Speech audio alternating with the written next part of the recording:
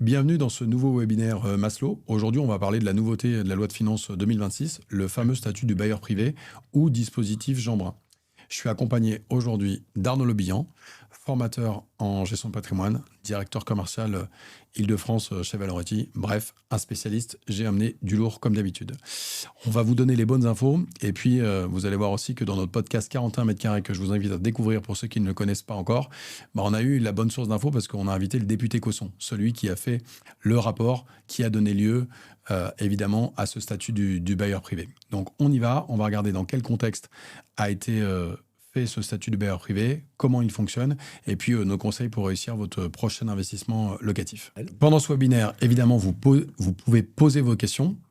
L'équipe qui est derrière moi va pouvoir répondre. Quand on ne sait pas, on vous dit qu'on ne sait pas. Et puis à la fin, on gardera un petit peu de temps pour pouvoir répondre aux questions. On va en prendre quelques-unes avec Arnaud, s'il y en a qui arrivent sur ma tablette. Ce que je te propose, Arnaud, c'est d'abord qu'on regarde pourquoi ce statut a été fait. C'est quoi le contexte? Oui, le contexte. En fait, c'est très intéressant comme réflexion parce qu'on était resté, depuis le premier quinquennat Macron, sur l'idée que la construction, le logement, l'immobilier en France n'était pas fléché dans l'économie réelle. On avait ça en toile de fond assez régulièrement.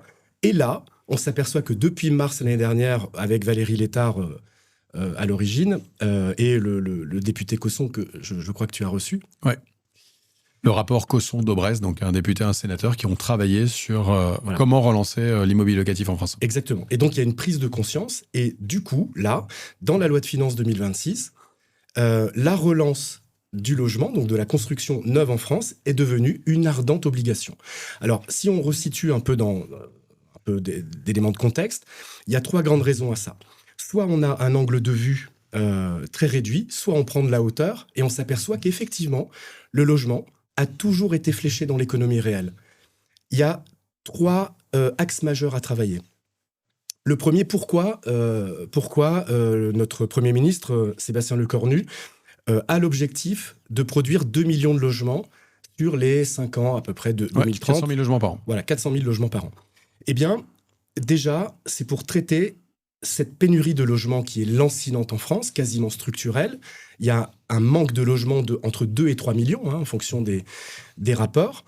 Et cette pénurie de logements donc, crée, bien évidemment, une distorsion entre l'offre et la demande et une inflation sur les prix. À la fois les prix des loyers, la difficulté de se loger en tant que locataire. Et le prix des logements. Et les prix de logement tout court quand je deviens acquéreur de ma résidence principale ou d'une résidence secondaire.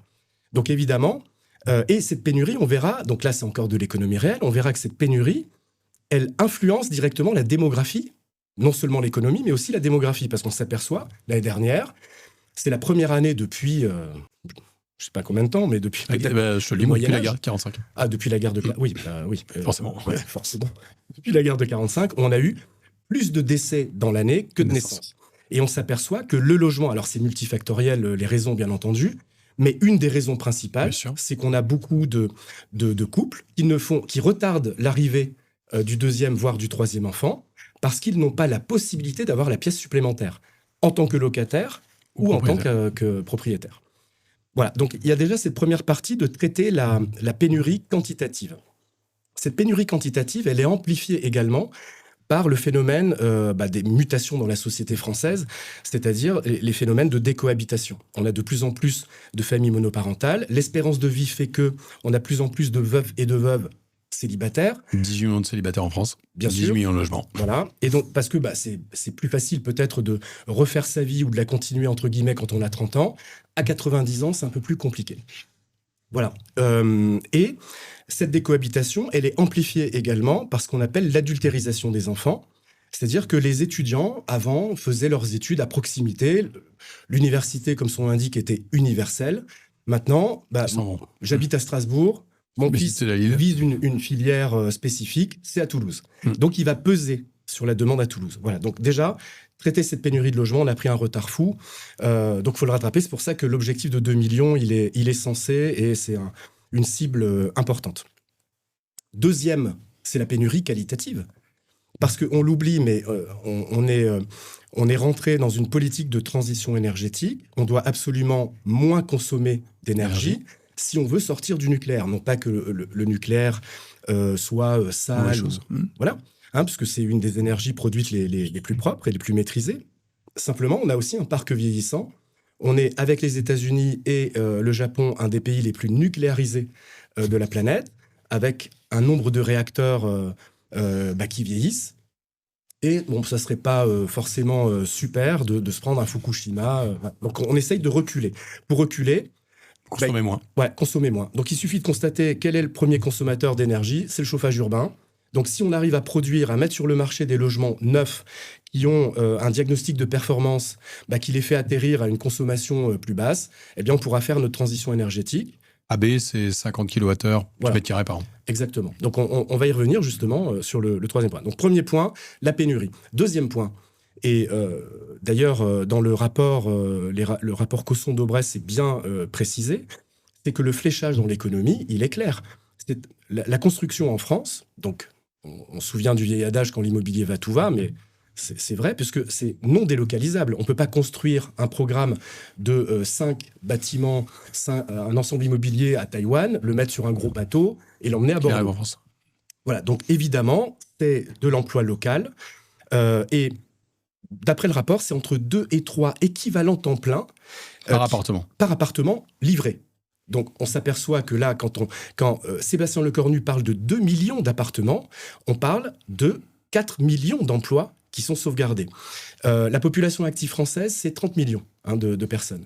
Donc là, ça intéresse entre 15 et 20% de la population active. Donc, c'est pas rien. Et ensuite, les appartements pas construits, dans 10-15 ans, auront moins besoin, par phénomène mathématique, de plombiers pour réparer la plomberie, d'électriciens pour réparer l'électricité, cuisinistes pour changer de cuisinistes pour aménager et rénover, de peintres pour remettre un coup de neuf. Donc, il y aura forcément des répercussions. Donc, c'est pour ça que l'ardente obligation, elle est présente, de relancer le logement et la construction. Je vais revenir sur la pénurie parce qu'on l'a oublié, parce qu'il faut avoir une vision long terme également. Par manque de logement, si on ne fait pas suffisamment d'enfants, les enfants qui ne sont pas nés l'année dernière, ils n'auront jamais 25 ans. Je crois que tu vas me parler de ma retraite. Mais tout à fait. Tout à fait, Pierre-Emmanuel. Bien évidemment, les enfants, à un moment, qui ont 25 ans, rentrent dans la vie active, cotisent, produisent, consomment. Ma retraite. Et notre retraite, alors non seulement nous, on est un peu plus seniors maintenant, mais on va s'adresser aussi peut-être dans notre clientèle, on a beaucoup de personnes qui ont 40 ans, 40 ans plus 25, 65, on y est. Donc tout est lié. Et le troisième et dernier point, on va s'intéresser maintenant aux locataires. Pourquoi faut-il relancer le logement ? On voit qu'il y a une pénurie, il y a 3 millions de personnes qui galèrent à trouver un appartement, donc ça endommage le circuit de mutation professionnelle. Ça permet, on l'a vu, ça ne permet plus à la famille de se développer. Les étudiants qui renoncent à leur parcours scolaire exactement, à cause du logement. Oui, parce que Parcoursup les a mis là, et il n'y a pas de logement ou hors de prix. Trop cher. Donc les parents ne peuvent pas se permettre de les déplacer si loin. Et bien sûr, le locataire, lui, grâce au dispositif Jeanbrun ou statut bailleur privé, va pouvoir se loger dans des conditions optimales, abordables, avec un loyer de 15-20% en dessous du loyer ambiant marché normal, et avec une facture énergétique divisée par 4 ou 5. Bon, la moyenne aujourd'hui du logement français en termes de consommation énergétique, c'est 250 kWh par mètre carré. Ouais, là, tu mélanges du A et du F, quoi. C'est la moyenne française. Ouais, la moyenne française. Donc, le parc, il est à 250. Quand on produit de l'immobilier neuf et qu'on le livre, on atterrit à 40-50. Donc, évidemment, quand on a un prix du kilowattheure à 20 centimes d'euros, 0,19, 0,20, eh bien, on passe d'une facture de 2 000 € dans l'ambiant à 400 € pour un dispositif Jeanbrun. Donc évidemment, ce différentiel de trésorerie positive, qui est un gain pour le locataire. Pouvoir d'achat. Donc soit pouvoir d'achat, donc surconsommation. Et donc je maintiens une boutique ouverte, ou je change ma bagnole, je fais plus de sorties, etc. Ou alors c'est une nouvelle capacité d'épargne. C'est surface de mètres carrés aussi. C'est des mètres carrés. Et surface de mètres carrés, bien sûr, parce qu'ils peuvent louer plus. Bien sûr, pour le même loyer, ils peuvent avoir un T3 ou dans le marché ambiant, ils avaient T2. Un T2. Donc évidemment, ça va relancer énormément de choses. Et également, un pouvoir d'épargne supplémentaire, parce que quand je paye moins de loyer et j'ai une facture énergétique, ce pouvoir d'épargne va peut-être dans le livret A, Parc social français, dans le LDDS pour la transition énergétique, et aussi dans les actions, dans l'économie. Dans l'économie réelle. Et ce sont des locataires qui vont se solvabiliser sur le long terme, peut-être pour créer le futur apport qui va leur servir pour devenir propriétaire. Donc en fait, on voit bien que c'est un cercle vertueux et que, alléluia, là, on a eu un exécutif qui s'est penché vraiment précisément sur le dossier et on a l'impression que là, for sure, ils ont vu la lumière. Voilà. Et donc, la loi de finances instaure un nouveau statut du bailleur privé qui portera peut-être le nom de ministre dispositif Jeanbrun, on verra bien, qui va encourager et essayer de guider l'épargne des Français vers l'immeuble locatif. Nous, ce qu'on va essayer de faire au cours de ce webinaire, c'est de dire est-ce que c'est une bonne chose, comment ça fonctionne, et puis on va essayer de prendre des exemples chiffrés pour voir qui ça peut intéresser. On a déjà eu des dispositifs fiscaux d'encouragement locatif. Le dernier qui était le plus connu, c'était le loi Pinel, mais je rappelle quand même que c'est fini depuis plus d'un an. Donc l'année dernière, il n'y avait pas de dispositif, et donc on a pu voir les conséquences très concrètes sur le marché. C'est-à-dire qu'à partir du moment, dans un marché où on enlève l'investisseur locatif, il a disparu, 9500 logements neufs vendus à des investisseurs. Voilà, tu as parlé de 30 millions de logements, je crois, tout à l'heure, donc autant dire que ça n'existait plus. Ben, on voit la conséquence, c'est-à-dire que dans des grandes villes en France, aujourd'hui, il n'y a plus de grue et on a un besoin de logement qui est très important. Donc on a besoin du propriétaire occupant, tout à fait. On a besoin de l'institutionnel, du logement intermédiaire, du logement social, et on a besoin de l'investisseur privé. Sans l'investisseur privé, la conséquence aujourd'hui, c'est une promotion sur 5 qui ne voit pas le jour parce que rythme de commercialisation qui ne suffit pas, parce qu'il manque un interlocuteur autour de la table. Donc, dispositif qui se met en place pour encourager ça. Tout à fait. Et ça, c'est très intéressant parce qu'au démarrage, la réflexion était l'institutionnel va tout faire. Ou l'État. À un moment, précédemment, avec l'ère du flot, on avait l'État va tout faire. On s'aperçoit que construire un logement, c'est à peu près 150 000 euros entre le T1 et le T4 de coûts de production. Donc, si on en construit 500 000, trop des sous, quoi. C'est 75 milliards d'euros et c'est exactement l'impôt sur le revenu collecté en France. Donc, si l'État aspire les 75 milliards d'euros d'impôt sur le revenu et le transforme en logement... Il va nous manquer un peu de police, un peu d'hôpitaux, un peu d'école, quoi. Ah oui, plus de santé, plus de protection, plus de sécurité, plus d'éducation. Bon, enjeu majeur. Alors, le dispositif Jeanbrun, il a des particularités, c'est que on a travaillé depuis plusieurs années avec de la réduction d'impôt, c'est-à-dire, j'achète un appartement, toi et moi, on n'a pas la même composition de foyer, on n'a pas la même TMI, imaginons, on payait le même prix notre appartement, parce qu'on a la même réduction. Le dispositif Jeanbrun, il fonctionne pas comme ça. C'est-à-dire qu'il va y avoir des grands gagnants du dispositif, d'autres pour lesquels il faudra se poser la question.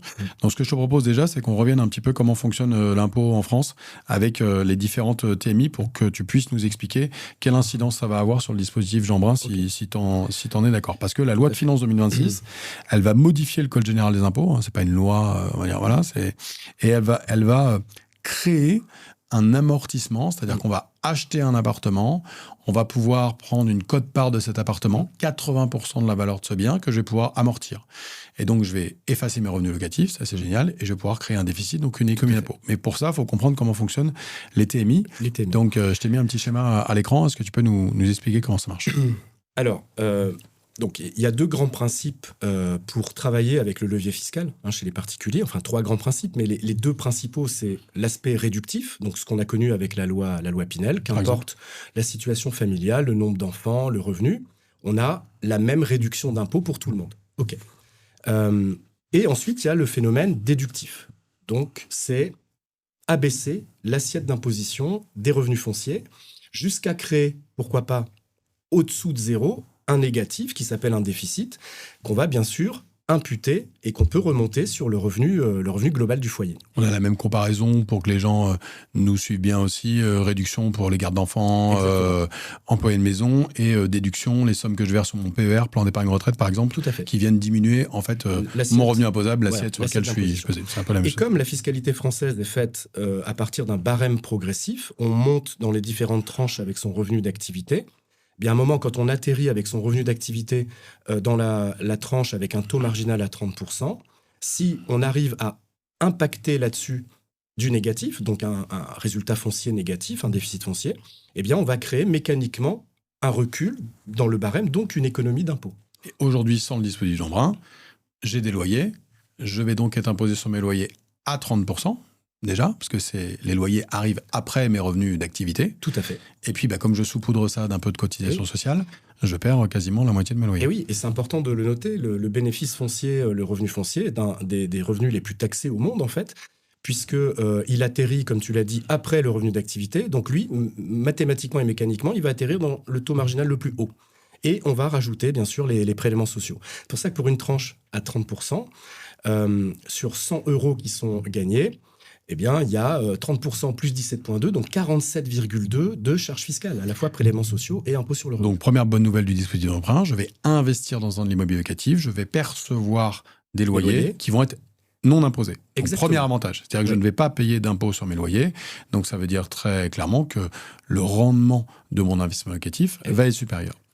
Et je vais pouvoir pratiquer de l'amortissement. Donc, aujourd'hui, le fonctionnement du dispositif Jeanbrun va concerner le neuf et l'ancien. Je vais revenir sur l'ancien après. En VFA, je vais pouvoir amortir une quote-part de mon bien, c'est-à-dire que 80% de la valeur de mon bien, imaginons que j'achète un appartement à 200 000 €, je vais pouvoir avoir 160 000 € de valeur comptable que je vais pouvoir amortir chaque année à hauteur de 3,5% sur les loyers que je vais pratiquer. 3 niveaux de loyer. Loyer intermédiaire, qui correspond au loyer Pinel ou au loyer LLI que nous avons bien connu, et des loyers qui peuvent être sociaux ou très sociaux. On verra, et on a déjà travaillé un peu les simulations, il y a peu de cas où ça va être intéressant. Donc, loyer intermédiaire, je vais donc amortir 3,5% de ma valeur d'acquisition à hauteur de 80%. Mon appart à 200 000 €, 160 000 € que je vais passer en charge tous les ans. Donc, je vais bien effacer, de manière linéaire. Je vais effacer ma fiscalité sur les loyers. Et puis, donc, je vais créer un déficit, parce que si j'ai fait un crédit, que j'ai un peu de taxe foncière et un peu de charges de copro, évidemment que je vais avoir des recettes et des charges qui ne vont pas être les mêmes. C'est important à noter, c'est-à-dire l'amortissement n'empêche pas le réel. Ah oui, au contraire. Voilà, bien au contraire. C'est-à-dire qu'on a les charges déductibles habituelles, donc la taxe foncière, les intérêts des dettes, toutes les assurances liées à l'investissement locatif et les frais d'entretien de la copropriété, toutes les charges sont entièrement déductibles. Et en plus de ça, on va rajouter, et donc ça c'est la grande nouveauté, cet amortissement qui va créer un résultat négatif et que je vais pouvoir imputer sur l'intégralité de mes revenus globaux du foyer. Il n'y a pas de zonage, donc je vais pouvoir investir partout en France. Donc ça, c'est important. C'est d'ailleurs plutôt une surprise pour ceux qui nous regardent. Sur la diapositive qui apparaît à l'écran, il y a quand même un zonage sur le plafond des loyers, zone A, zone B1, etc. Donc ça, c'est voilà. Et donc le logement intermédiaire, c'est bien les plafonds Pinel Elite. C'est-à-dire qu'il y a des villes sur lesquelles, et ça va être intéressant, nous, dans notre valeur ajoutée de conseil, de dire où est-ce que je vais investir en Jeanbrun. Il y aura des villes qui seront intéressantes, d'autres qui ne le seront pas. Il y a des villes aujourd'hui sur lesquelles le plafond Jeanbrun est très proche du marché. Oui, bien sûr. Une zona à 14,49 €, si je prends Strasbourg, Montpellier, si je prends ces villes-là, c'est de la zona et les loyers sont proches de ça. Tout à fait. Si je prends Paris et Lyon, ça va moins bien marcher, il y aura un écart qui sera plus important et donc les détracteurs vont dire oui, mais il y a un plafond de loyer, du coup c'est pas intéressant, il n'y a pas de liberté. Il suffit de choisir les bons endroits et il y aura des opportunités. Ça, c'est le neuf. Sur l'ancien, on va pouvoir avoir le même principe d'amortissement qui démarre cette fois-ci à 3%. Deux conditions. Une qui est accessible mais difficile, c'est 30% de travaux. C'est de la rénovation lourde, donc c'est pas la cuisine et la salle de bain. Par contre, il y a pour le moment une contrainte, c'est une cible de livraison en DPE A et B et rénover de l'ancien pour faire du A et B.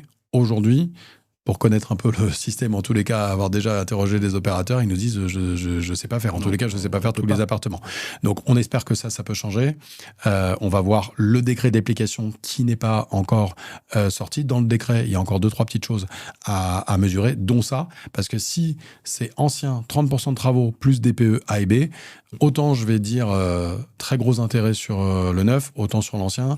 Et il va falloir trouver le mouton à 5 pattes pour que ça puisse fonctionner. Ou alors c'est du logement récent, mais il n'y a aucun intérêt de faire de la rénovation lourde dans du récent. Ah bah 30%, 200 000 €, ça fait 360 000 € de travaux. Il y a un effet qui est incompréhensible. Viser le AB, c'est ambitieux. Je te propose qu'on puisse prendre un petit exemple pour que les gens qui nous regardent voient si c'est valable et qu'ils puissent comparer. On a pris un logement, on a pris d'une surface de 50 mètres carrés, donc je vais imaginer un appartement, un T2 de 42 mètres carrés avec des annexes de 8 mètres, un prix d'acquisition à 200 000 €, je suis en zone A, 14,49 € de loyer. Donc ça nous fait un loyer à 724 €. Et on a fait un petit calcul sur 9 ans. On emprunte Sur 20 ans, à Oui. 3,50. Ouais, sur 20 ans, un emprunt de 100 000 euros, on imagine que l'investisseur apporte tous les frais d'acquisition. Donc, on emprunte 200 000 euros sur 20 ans à 3,5%. Le remboursement bancaire sera équivalent à 1 160 euros par mois. Et ça va donc générer des intérêts, par exemple sur 9 ans, si on fait une étude sur 9 ans, à peu près à 52 000 euros sur la période de 9 ans. Donc déjà, le loyer pratiqué, 14,49 euros hors charge par mètre carré par mois, va nous faire atterrir à peu près entre 700 et 750 euros de loyer. C'est ça. Sur 9 ans, si on fait évoluer ce loyer, bien sûr, un loyer moyen, puisqu'il va, lui, être impacté par l'indice de référence des loyers, on va pouvoir donc avoir plus de 80 000 euros de loyers qui vont rentrer, sur lesquels vont s'impacter 52 000 euros d'intérêt, plus des frais d'entretien, d'assurance, de taxes foncières, à peu près entre 18 et 20% du bien. Parce qu'il ne faut pas oublier que c'est du neuf. Donc, on va atterrir à peu près 15 000 euros. Et en plus de ça, on va rajouter donc l'amortissement Jean-Brun ou statut bailleur privé, à raison, pour le bien, à 200 000 euros. On enlève 20%, donc on atterrit à 160 000 de base défiscalisable. Et là-dessus, puisqu'on est en intermédiaire, en loyer intermédiaire à 14,49 en zone A, eh bien, on va impacter 3,5% de cette somme, donc des 160 000 euros qu'on va pouvoir déduire des revenus fonciers. Donc, je vais passer une charge de 5 600 euros par an. 5 600 euros par an. Et donc, sur 9 ans, cette charge à 50 000 et quelques va me permettre d'avoir un résultat global de 35 000 en négatif. Ce 35 000 en négatif, on s'aperçoit que si je suis dans un taux marginal à 30%, je vais générer un résultat de 10 000 euros d'économie d'impôt qui va impacter ma trésorerie. Et je n'ai pas payé d'impôt sur mes loyers. Et je n'ai pas payé d'impôt sur mes loyers puisque je les ai intégralement effacés. On ne paye pas d'impôt quand c'est du négatif. Donc, on a les loyers qui vont rentrer pendant 9 ans, le remboursement bancaire qui va sortir, bien entendu, qui va être ponctionné par la banque, les frais et ce 10 000. Résultat, je vais être à peu près à... 40, entre 40 et 50 000 euros. Donc, sur 108 mois, je vais être entre 400 et 430 euros en fonction de mon taux marginal d'imposition. Si je suis à 30, je serai plus proche de 430 de coût. Si je suis à 41, et c'est là où ça devient intéressant, à 41, je vais être à 400, voire moins de 400 euros par mois pour soulever un immobilier de 200 000 euros. En fait, c'est là ce que je disais tout à l'heure, c'est que on va avoir une valeur ajoutée de conseil. Évidemment, je pense à nos clients qui nous regardent, mais également à nos partenaires. C'est que ce dispositif demande des simulations et de l'optimisation. Oui. C'est-à-dire qu'aujourd'hui, c'est valable sur une tranche à 30 jetant en revenu foncier. C'est optimisant sur des gens qui ont des revenus fonciers. Parce que tu l'as expliqué tout à l'heure, on va effacer des revenus qui sont fiscalisés à près de 50%. Et dès que tu montes dans une tranche, donc les gens qui sont dans une tranche à 41, voire à 45, 41 plus revenus fonciers existants ou 45 plus revenus fonciers existants, l'effet de levier est important. Donc le même appartement acheté par une personne, t'es mis à 30 sans revenu foncier ou t'es mis à 41 ou 45 avec revenu foncier, ne va pas revenir au même prix. Le loyer va pas changer. Je suis toujours le louer le même prix. Ma mensualité de crédit va pas changer. Par contre, l'effet de levier de l'amortissement et donc de la réduction d'impôt au final, déduction qui va se transformer en réduction d'impôt, va être plus importante. Donc il y a une vraie valeur ajoutée de conseil à la fois pour nos partenaires et puis pour nos clients qui se posent la question, finalement, quel est le meilleur système pour moi? Je voulais faire un investissement locatif. Est-ce qu'il faut que je fasse du meublé? Est-ce qu'il faut que je fasse du nu? Est-ce qu'il faut que je fasse du neuf? Est-ce qu'il faut que je fasse de l'ancien? Là, on va regarder ensemble les conditions dans lesquelles ça sera optimisé. Et c'est l'importance d'être accompagné. Le dispositif Pinel, c'était un peu plus simple. Entre guillemets, il y avait une réduction qui attaquait l'impôt. T'as 3 enfants ou t'es célibataire, tu payes le même prix. Là, c'est un peu plus technique fiscalement, et c'est technique au niveau de la sélection du programme, du lieu d'investissement, parce qu'il faut viser aussi le long terme, la revente.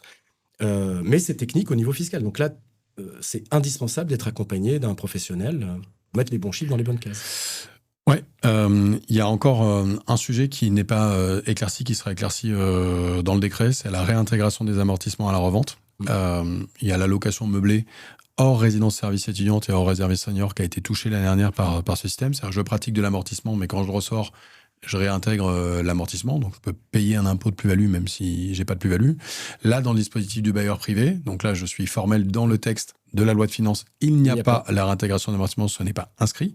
Par contre, le décret d'application, on l'attend. Et dans le décret d'application, il y a 2-3 choses qui nous manquent. Est-ce que l'investissement s'entend, frais de notaire inclus, comme c'était le cas en Pinel? Aujourd'hui, ce n'est pas précisé, donc ça n'est pas le cas. Et est-ce que on réintègre les amortissements à la revente? Aujourd'hui, le décret n'étant pas pareil. Je rappelle que pendant ce webinaire, vous pouvez nous poser des questions. On a nos équipes qui sont avec nous pour pouvoir y répondre. À la fin, on gardera un temps pour vous répondre. Si jamais on répond pas aux questions immédiatement, vous inquiétez pas, on revient vers vous. Mais il y a encore 2-3 curseurs que l'on ne connaît pas et qui sont pas très clairs.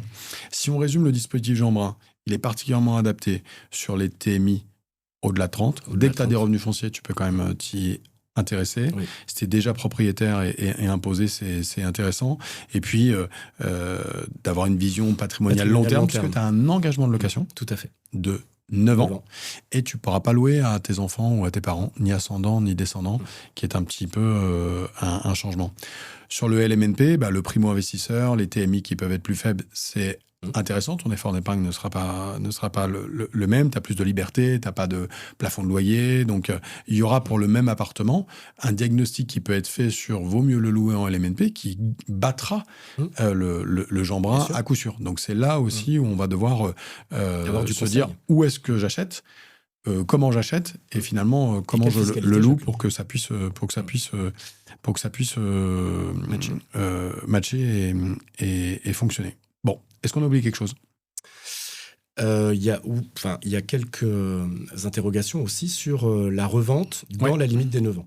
Oui, alors d'habitude, il y a des exonérations. Oui, il y a des faits générateurs qui sont acceptés.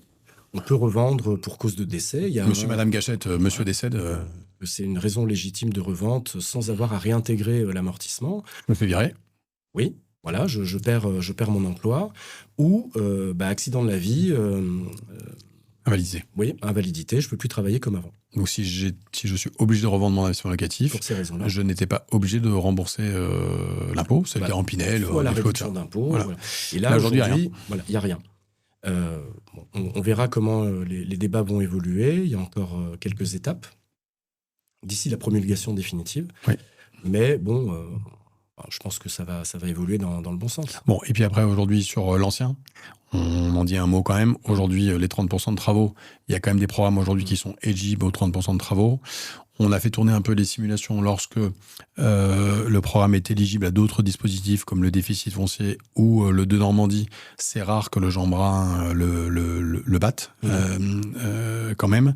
Et cette cible de DPE A et B, si elle ne saute pas, en gros, il va se passer 10 opérations par an pour que ça puisse passer. C'est-à-dire désosser intégralement le bâtiment et en refaire du neuf pour que ça puisse sortir en A et B, de la rénovation en A et B. C'est quelque chose d'extrêmement difficile, quoi.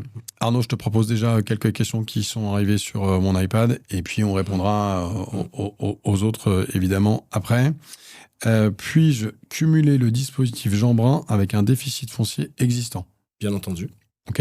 Et je vais pouvoir l'imputer toujours dans la limite du plafond, 10 700 €. 10 700 €. Ok.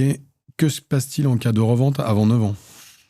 Eh bien, c'est ce dont on parlait juste avant. Donc, en cas de revente avant 9 ans, normalement, si ce n'est pas justifié, je dois réintégrer l'amortissement global généré, par exemple, pendant 8 ans sur mon revenu foncier de l'année suivante. Donc, dans l'exemple qu'on a pris tout à l'heure à 200 000, 45 000 €, quoi. 45 000 € d'une année sur l'autre. Donc, c'est un revenu locatif supplémentaire qui va être taxé.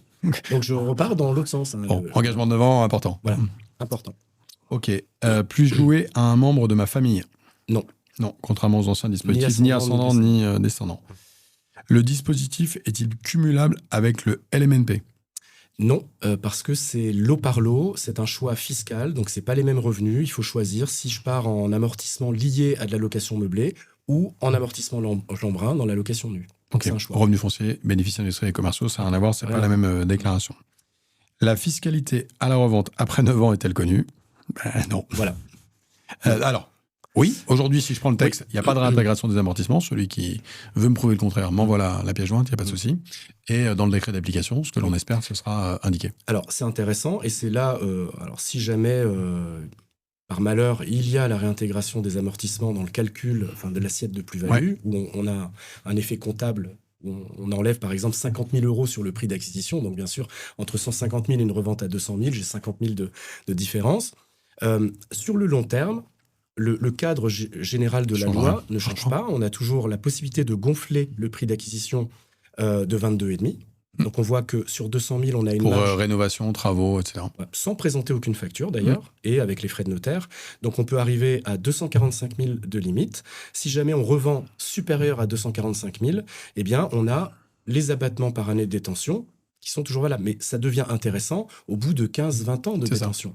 Si on se projette, et c'est du neuf, donc c'est toujours compliqué d'avoir une projection de revente à 9-10 ans, mais comme le cadre de la loi est 9 ans, il y a une échéance de 9 ans de réduction, d'obligation de location, eh bien, il y a des personnes qui vont être, bien sûr, enclines à vendre... Oui, on rappelle que l'amortissement ne dure pas 9 ans. Hein. Non. C'est bien les 80% de la valeur de mon bien que je vais passer jusqu'à épuisement. Donc, c'est quand même plutôt fait pour conserver le bien, puisque tu vas pouvoir générer un investissement locatif sans impôt sur tes loyers pendant une très longue période, c'est-à-dire jusqu'à épuisement de 80% de la valeur de ton bien. Voilà. Et c'est là où on voit que l'immobilier, c'est une valeur long terme. Hein, c'est un schéma de patience patrimoniale. Donc c'est important ce que tu as dit, parce que si jamais on a un rattrapage des amortissements, c'est sûr que rien qu'avec les forfaits que l'on prend et le délai de détention et le fait que tu ne paies pas d'intérêt sur le loyer, finalement, ça ne sera peut-être pas si catastrophique que ça. Ça sera catastrophique pour le cliché du gars qui achète cash un appartement et qui le revend la 12e année. Oui. Exactement. C'est pas le bon conseil, en tous les cas. Il n'a pas le bon conseil en gestion de patrimoine. Tout à fait. Ok. Merci à tous. On continue à répondre à vos questions qui arrivent encore pendant quelques minutes. Et évidemment, tous nos conseillers en gestion de patrimoine, nos responsables de secteur Valority Partners sont à votre disposition pour vous apporter les éclairages nécessaires sur ce nouveau statut bailleur privé ou dispositif Jean Brun. On verra qui gagnera la bataille du nom dans les prochaines heures. À bientôt. Merci Arnaud. Merci Pierre-Emmanuel. À la prochaine. À la prochaine.